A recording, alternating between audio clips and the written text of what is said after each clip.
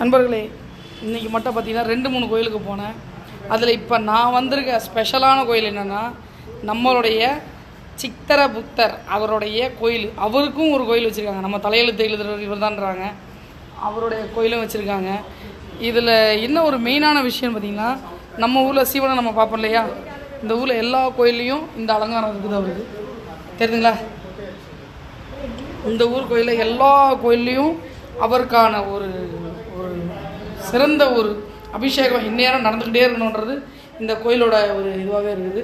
இதை பார்த்திங்கன்னா சிவனுடைய மனைவியாரை எவ்வளோ அழகாக அலங்கரித்து வச்சுருக்காங்க. வெளிச்சத்தில் தெரியும், இப்போ தெரியுதுங்களா? எவ்வளோ அழகாக அலங்கரித்து வச்சுருக்காங்க பார்த்தீங்களா? இது வந்திருக்க இன்னொரு கோயில்.